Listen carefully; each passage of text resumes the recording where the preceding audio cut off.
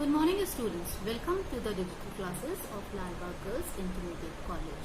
This is Ma'am Spring. This class of mine is for history students of class 12th. Class 12th, we have already done the various factors responsible for the rise of nationalism in India. Now further we will be doing rest of the factors which were responsible for the rise of nationalism in India. So, the factor which was responsible for the rise of Indian nationalism was the European scholars. European scholars, they have studied our ancient work and translated them and helped us regain self-confidence in ourselves. Indians have lost faith in their ancient work which was revived by the European scholars. Max Muller studied the Vedas and translated the Rig Veda and clearly expressed his ideas in his book, India, What It Can Teach. Then Sir Alexander Cunningham helped in excavation in Sarnath and Sanchi. James Prinsep was able to puzzle out the Kharshoti script and read what was carved on the pillars of Ashoka. The British, who took the trouble to learn about India, were full of respect. The Asiatic Society was set up to study Indian history and culture. Then later, the discovery of the Indus Valley civilization all helped to rebuild India's self-confidence. They soon became proud of the past and ready to build a great future in India. The next, as I told you, that Lord Lytton's policies were very much important for the rise of Indian nationalism in India, and that was indeed, I told you about the Arms Act and the Vernacular Press. Beside these Vernacular Press Act and the Arms Act of 1885, Lord Lytton has got anti-British feelings in India. He got anti-British feelings in India. He held a darbar at a time when a large number of Indians were suffering from food shortage. Lord Lytton tried to lower the chances of Indians joining the civil services in India by reducing the age limit to 19 from 21, so that it would be difficult for Indians to pass the exam. He also passed the Arms Act of 1878, according to which Indians had to have a license to carry or possess arms, but Europeans could do so without a license. So this was like a inferiority badge for them.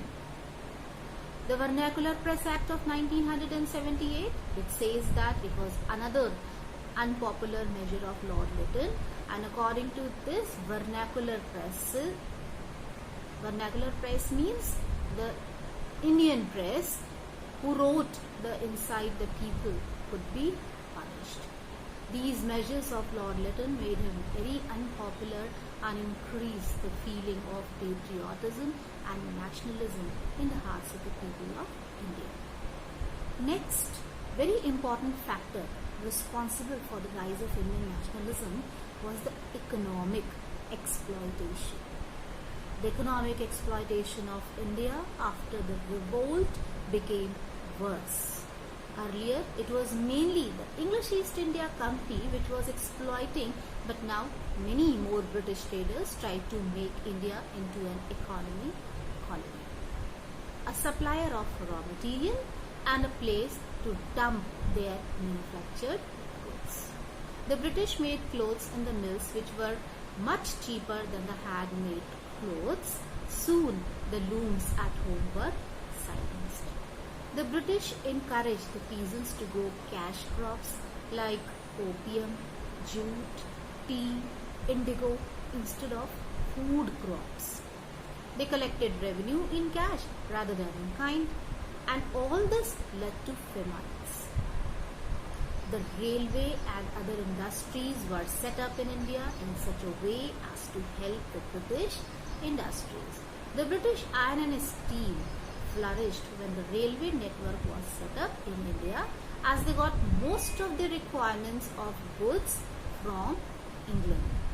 The heavy taxes that the Indian paid were not mainly spent in India for the welfare of the people.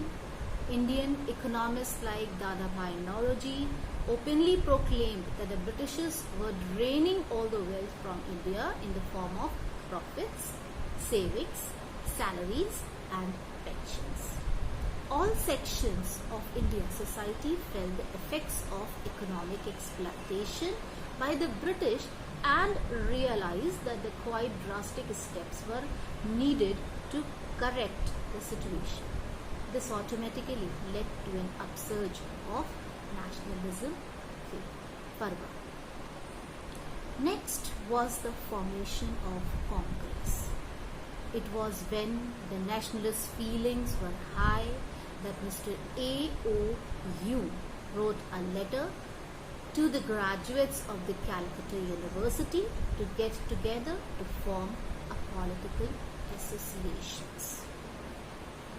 It was thus that the Indian National Congress was formed in December 1885, and the first session was held in Bombay under the presidentship of W.C. Banerjee. Sometimes the setting of the Congress was the support of an Englishman, Mr. A.O. Hume, and is referred to the setting up according to the safety valve theory. There was so much ill will against the British that unless there was a safe outlet for this, there was fear of another revolt. The Congress, according to the safety valve theory, was set up to channelize the discontent of the people to a forum where Indians could verbalize their grievances and give vent to their feelings and save the British from facing an open revolt. So the formation of Congress is also said one of the factors responsible for the rise of nationalism, because British themselves have allowed them to open a single platform which could be against them. So many demands set by Congress, which were all they were all put forward in a pleading manner.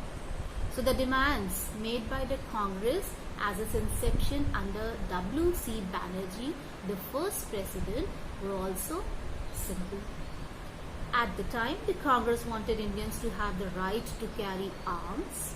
Then the Congress demanded that there should be more members in the legislatures and councils. They wanted that the money spent on the armed forces should be reduced and rather is spent on spreading education and on the welfare of the people. To help Indian students to take the Indian Civil Service examination, the Congress wanted them to be held both in England as well as in India. Then the Congress wanted more Indians to be employed not in lower ranks but also in higher position. Slowly, the Congress grew in strength both in numbers as well as in power. It was the same Congress started with the support of Englishmen which fought for gained independence for India. Initially, the formation of the Congress had the blessings of the British as a place of body where Indians could vent their grievances. In fact, Lord Dufferin even invited the delegates of the Calcutta session of the Congress for a tea party. As the Congress grew in strength and became more persistent with their petitions, the British changed their attitudes towards Congress.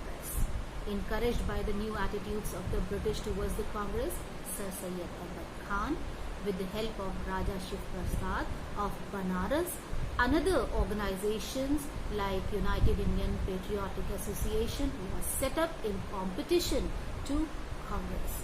The British forbade government employees from attending Congress meetings simultaneously. The British passed the Indian Council Act of 1892 to win over the moderates. So we'll be discussing the formation of this Indian Council Act 1892 in our next lecture, and we'll be discussing few more things. So thank you and have a nice day.